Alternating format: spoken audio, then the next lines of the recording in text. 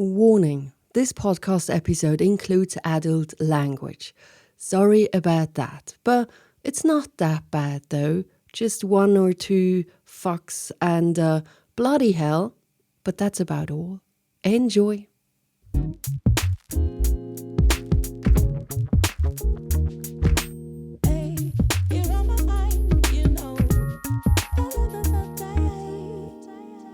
Hi, let me introduce myself. I'm Lilou. I'm a writer, and that's what I've been doing all my life. When I learned to write as a kid, my mom bought me a diary, and I wrote about my days, thoughts, and dreams. When it was complete, I started the next one.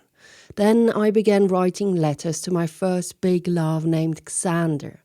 Alexander, to be correct. These letters have been the greatest anchors in my life. They have helped me to stay grounded, to understand, to let go, to get a grip, to see how good I was doing, and then to see how fucked up I was. And these letters always helped me to get up again when I was down on my knees. When the most tragic thing in my life happened and everything changed, and one day I'll tell you about it, I continued to write in a, let's say, more intensive way. I became a war journalist because I thought I hadn't anything to lose. I wasn't afraid of dying, so I went to places where not many other journalists would want to go. And my team of guardian angels saved me several times. So here I am, still standing. I would like to share some of those letters I wrote to Xander. Why? Because it feels right to do so. Intuition, baby. The letters are about adventures, love, time, people, war, nature, sex, and dying. Pure life. And you may recognize yourself in my stories, maybe even in the craziest stories I have to tell you. Are you ready? I am. Let's do this. 3, 2, 1. Wake up. Dear Xander, sometimes I wonder if each of us has a prepared life master plan. That the stories we get are fixed plans. The challenges we face during our lifetime are specially made just for you.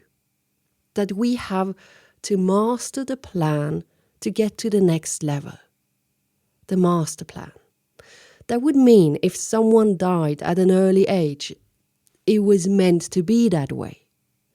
That it isn't about fair or not fair. There is a reason behind it, behind everything. Someone once wrote just before he died, I think I am needed somewhere else. Imagine we could look at life that way. Never forget that one day we are needed somewhere else. And that this is just an in-between life. What would it change? Well, maybe we wouldn't be holding on to life so much. Perhaps we wouldn't take it so bloody serious. And maybe we would give people a bit more love and less frustration. Perhaps we could just enjoy life a bit more, be more courageous, because in the end, we have nothing to lose, do we? What is there to lose? What if the people we meet in life are no coincidences? It's about the master plan. We cross our paths somewhere, in a discotheque, in a supermarket, on a subway, on a ferry to Iceland, wherever. But that is simply meant to be. And that it happens precisely then when the time is right. What if that the parents we have had been chosen for us? That facing the opening of a gun pointing at you also just belongs to the plan. But by whom? Who made the plan? Destiny, God, the stars, a supercomputer? But now let's turn it around. Let's say there is no master plan. The life you have is all in your hands. You have full responsibility for your life. You control where you want to go. It's all in your power, in your control. For sure, there will be circumstances that you cannot steer because they happen outside of your control, but you could control the outcome of your proper reaction. Imagine something terrible happens to you. Now you could decide if you want to fuck up and get wasted because that's what you want to do. So you do, and it might end badly. But you decided to do so. Or you tell yourself, okay, I am going to get fucked up and wasted, but just a little bit, and then I'm going to get a grip again. And that's what you do, because it is your decision. I mean, every coach and the fancy keynote speaker will tell you that you are the captain of your life. But the funny thing is that one day we must let go of control. And I talk about the day we die. Imagine you are in palliative care. Your last days are counted.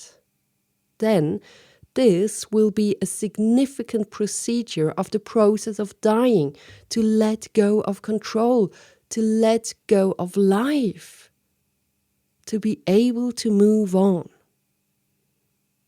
So my question is, does control and letting go work together?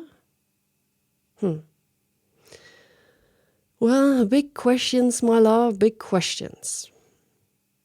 But the biggest of them all is maybe this one. Does it really matter? Is it essential to know if there is a master plan, or that we indeed control the course of our own lives? Why do we need to know? Is it the ego who needs to know? Does it help to understand?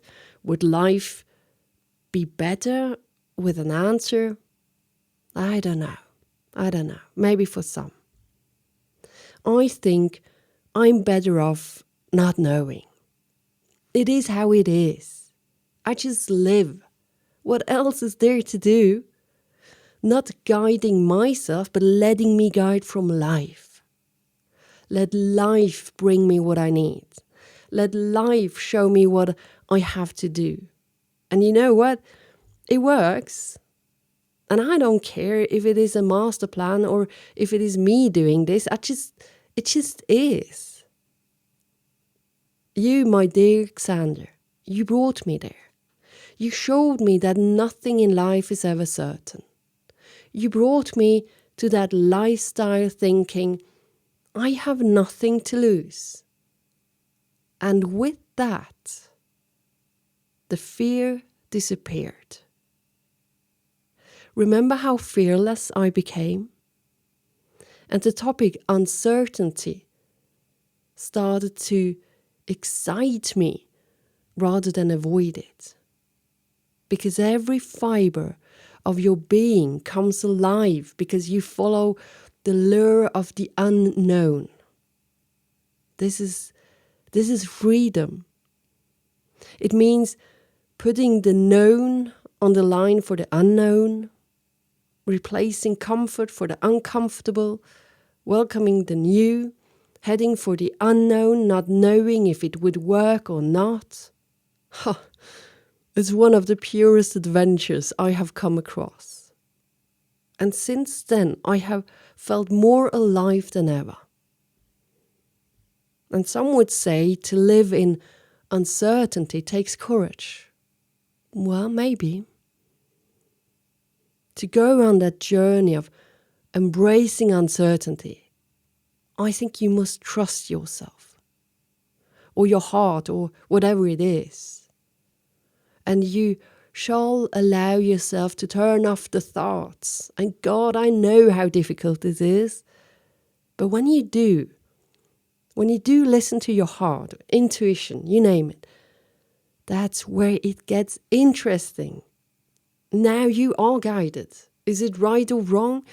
I mean, can there be anything wrong by listening to your heart? I doubt it. Do you fear the consequences? If we only think of the consequences, we stiffen like rocks. We freeze. And consequences are produced in your head, not in the heart. And now you might say, but that's how we are, Lilou. We are humans, we do think. Yes, I get you. But how much time do we spend in the head and how much time listening to the heart? When I became fearless, thanks to you, I maybe did not stop thinking about the consequences, but I wasn't afraid of them anymore. For example, when I decided to go to war as a journalist, I knew the consequence could be death, but it did not scare me. I believe it has something to do with the more fearless you become, the less you use your mind or reason. You listen to your intuition. So, my today's conclusion would be embrace uncertainty. Oh my dear, here comes the plate I ordered. A nice fish chermoula. You would love this restaurant. And I will finish this letter, but you know it will not take long and I'll be back again. We will see what thoughts or adventures I desperately need or have to share with you in my following letter. I love you so much. You are in my heart. Your Lilou.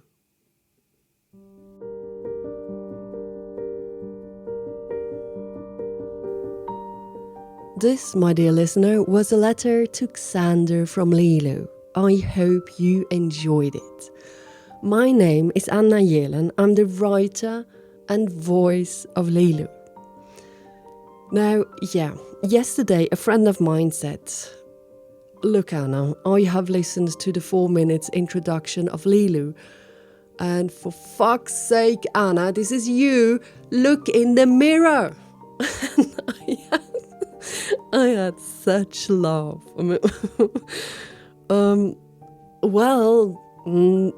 No, maybe some pieces, but I mean, you know me. For example, I would order spaghetti, not a fish chermoula. So yeah, there are differences for sure. Oh dear me. I will be back in your ears very soon. I am highly creative and very happy about that. And until then, take care, enjoy life, create moments for yourself and the others, and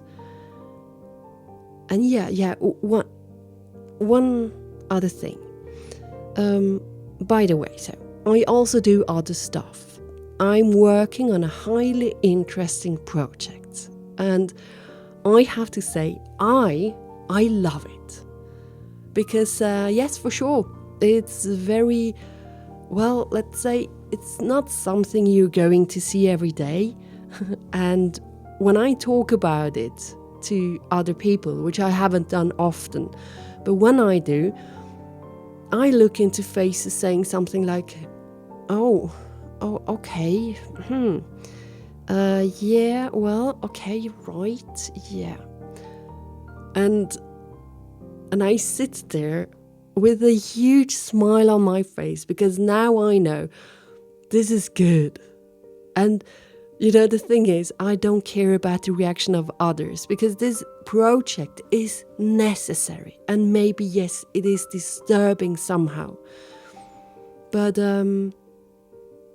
I think it's great. But the future will tell us if I'm the only one thinking like this about the project. Oh, God. So soon I will tell you more about it, and for this just follow me on Instagram, tap Anna the Time Expert, and you will find out more soon enough. And I hope you are doing well out there, my dear ones, and bye from now. Take care. Bye bye.